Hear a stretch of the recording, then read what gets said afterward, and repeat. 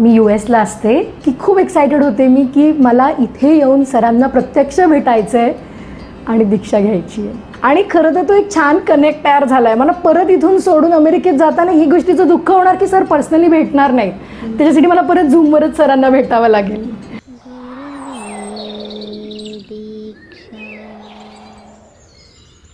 नमस्कार, मी प्राची पटेल. मी US ला असते. आज माझी रेकीची 3री डिग्री पूर्ण झाली गुरव सरांकडे.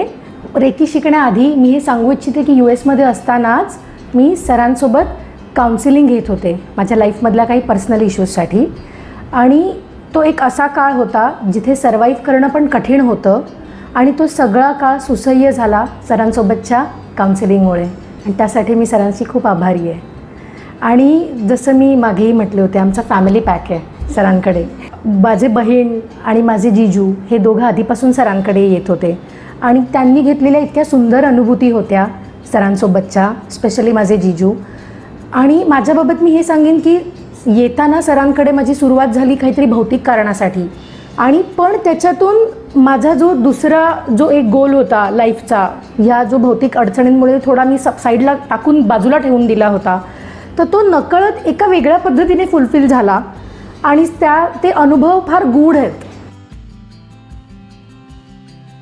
मी इथे खास म्हणजे इथे येण्याआधी, रेकी शिकण्याआधी मी सरांकडे काउन्सिलिंगसुद्धा घेतलं होतं जवळजवळ 2 ते 3 महिने. आणि त्या अनुभवानंतर मला स्वतःला इतकी उत्सुकता होती की कधी भारतात यावं आणि सरांकडून दीक्षा घ्यावी. त्यामुळे मला हे माहीत होतं की मी जातीय सरांकडे म्हणजे मला काय मिळणार आहे ते. आणि हा एक अनुभव आणि हाच दुसरा अनुभव माझ्याच सद्गुरूंची काही पुस्तकं जी मी वाचते, तर ते जेव्हा मी सरांशी बोलत होते मी सरांना सतत सांगत होते, सर मला यायचं आहे, मला दीक्षा घ्यायची आहे, मला दीक्षा घ्यायची आहे, तुमच्याकडून दीक्षा घ्यायची आहे. आणि हे आमच्या काउन्सिलिंगमधली चर्चा. त्याच्यानंतर एक दिवस मी जेव्हा पुस्तक चाळत होते तेव्हा मला एक पॅरेग्राफ अचानक डोळ्यासमोर आला आणि त्यातलं हे एक वाक्य माझं ना ॲज इफ मला वाटलं हे माझ्यासाठी आहे. की तिथे एक वाक्य लिहिलं होतं की तुझी दीक्षेची सोय झालेली आहे. हे एक वाक्य माझ्या वाचनात आलं आणि वाचल्या मला क्षणभर असं झालं हे माझ्यासाठी काय, भारतात यायच्या एक आठवडाभर आधी, आणि हे वाक्य माझ्यासाठी आहे असं म्हणून मी ते पुस्तक बंद केलं. त्याच्यानंतर काही दिवसांनी आणि नंतर सरांशी बोलताना मला फार वाटत होतं की सरांना ते दाखवावं. आणि मी जेव्हा ते शोधत होते नंतर परत ते वाक्य मला मिळालंच नाही पुस्तकात. मी पान चाळून काढलं पुस्तकाचं, पण ते वाक्य मला मिळालंच नाही. पण मी ही गोष्ट सरांना सांगितली की सर मला माहिती आहे की ही अनुभूती होती की जिथे मला आधीच सांगितलं गेलं सद्गुरूंकडून की तुझी दीक्षेची सोय झालेली आहे. काय बोलू मी. सरांसोबतचे हे जे अनुभव आहेत ना ते गूढ आहेत, गूढ, खरंच गूढ आहेत. त्यामुळे सर तुम्ही काय आहात आम्हाला समजायला खरंच खूप वेळ लागेल. कदाचित आमची पात्रता नाही, तुम्ही बरोबर म्हणता, आम्ही खूप कर्मदरिद्री आहोत, खरंच आहोत. पण सर पाठीशी राहा, लक्ष ठेवा. आणि मला मनापासून असं वाटतं की जितक्या जणांना शक्य आहे, ज्याला शक्य आहे, ज्यांना खरोखर अध्यात्म, देव, गुरु समजून घ्यायचे आहेत, त्यांनी खरोखर ही अनुभूती सरांकडूनच घ्यावी आणि सरांकडून दीक्षा घ्यावी. आज जेव्हा मी डिग्री 2ची दीक्षा घेतली तो अनुभव म्हणजे असं शब्दात नाही सांगता येणार. जेव्हा सरांनी सांगितलं की आधीच्या जन्मातले गुरु आणि ह्या सगळ्यांची अनुभूती घ्या, त्यांना समोर पहा, तेव्हा मला एक इतकी सुंदर अनुभूती आली.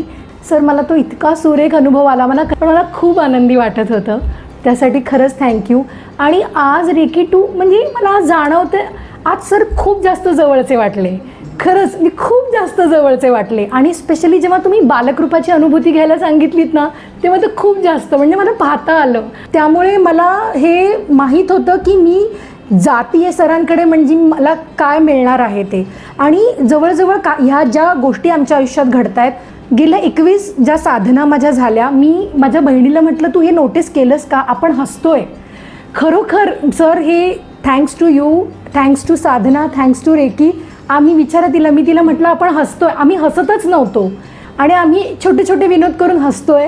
ही गोष्ट खूप मोठी आहे, ऐकायला लहान वाटते, पण सतत दुःखाच्या सावटातून जाताना जेव्हा हसू येतं ना ते फार वेगळं आहे. आणि त्यासाठी मी खूप खूप आभारी आहे सरांची. Thank you sir. साधनेचे जर माझे अनुभव सांगितले पहिल्या डिग्रीपासून ते 3ऱ्या डिग्रीपर्यंत, तर जेव्हा साधना पहिली डिग्री ते 2री डिग्री जेव्हा साधना व्यवस्थित चालू होती ना, मी सरांना नेहमी म्हणायचे की माझे इष्टदैवत मला दिसत नाहीत कधीच डोळे मिटल्यावर, जी माझी इच्छा असते. जेव्हा मी एक दिवस अगदी 2 ते 3 सेकंदासाठी, पण 3 सेकंदासाठी मला दर्शन झालं, अगदी 3 सेकंदासाठी, पण अगदी सेकंदासाठी महाराज तरळून गेले डोळ्यासमोर. मला कळलं, मी इनर आईजने पाहत होते. तर ही माझी सतत सरांकडे तक्रार असायची की मला माझे सद्गुरू किंवा माझे इष्टदैवत दिसतच नाहीत सर, डोळे मिटले तरी. माझी इच्छा आहे, म्हणजे माझ्यावर कृपा नाही का? तर हे सुद्धा साधनेचंच credit sir. Again thanks to you. आजपर्यंत मी ना, म्हणजे मी माझ्या मैत्रिणींना सांगायचे, अगं मी ऊर्जा सायन्स शिकली आहे, असे मी आधी मैत्रिणींना सांगायचे.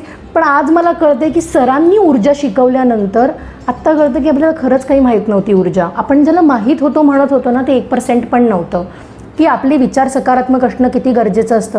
किंवा मी ज्या त्रासांमधनं जात होते तेव्हा एक टेंडन्सी डेव्हलप झालेली असते की आपल्याला होणारा त्रास दुसऱ्यांमुळे होतोय ना, ब्लेम करा त्यांना.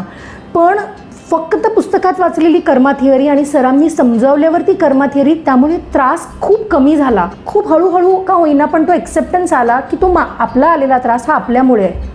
आणि हे सुद्धा इतकं व्यवस्थित आणि स्पेशली या क्लासेसमध्ये नंतर तर मी मागच्या वेळेस मॅमने म्हणाले मला 3री डिग्री रिपीट करायची आहे. कारण ते जे ऐकत होते ना मी मागच्या रविवारी, ते सगळं इतकं अद्भुत होतं की ते ऐकलं नव्हतं याआधी, किंवा ह्या पद्धतीने समजलं तर कधीच नव्हतं. पण सरांनी अगदी म्हणजे लहान बाळाला समजून घ्यावं ना, काही मडकी कच्ची असतात, तर त्या कच्च्या मडक्याला घडवणाराही तसाच असावा लागतो. तर तितकं सरांनी समजून घेऊन त्या गोष्टी समजवल्या आहेत. तेव्हा ते कळतं, म्हणजे आपण ज्या त्रासातून जातोय ना, ज्या भोगातून जातोय, तो सहन करणं सुसह्य झालं मला थ्रू काउन्सिलिंग आणि थ्रू साधना, रेकी जे सरांसोबत शिकले त्याच्यामुळे. एक असतं, जसं मला अगदी लहानपणी एक शिक्षिका आठवत आहेत ज्यांनी खूप मारलं आहे अक्षरासाठी. तो अनुभव त्याच्यानंतर कधीच घेतला नाही आयुष्यात. तो जो अनुभव आहे तो सरांसोबत येतो. सरांची फार भीती वाटते, कारण असं होत नाही की आपण एक कोर्स म्हणून एखादी गोष्ट करतो, पण सर ज्या पद्धतीने फोर्स करून ती गोष्ट करून घेतात, भीतीपोटी का होईना आपल्याला ती गोष्ट करायची आहे. आणि सरांचं त्याच्यावर बारीक लक्ष असतं, आपल्या साधनेवर, आपण काय करतोय त्याच्यावर. आज सरांनी शिकवलेली साधना त्याच्यात नक्की मदत करेल आणि ती करायलाच हवी, आणि ती जबाबदारी माझी आहे. तर छडी घेऊन सर आहेत.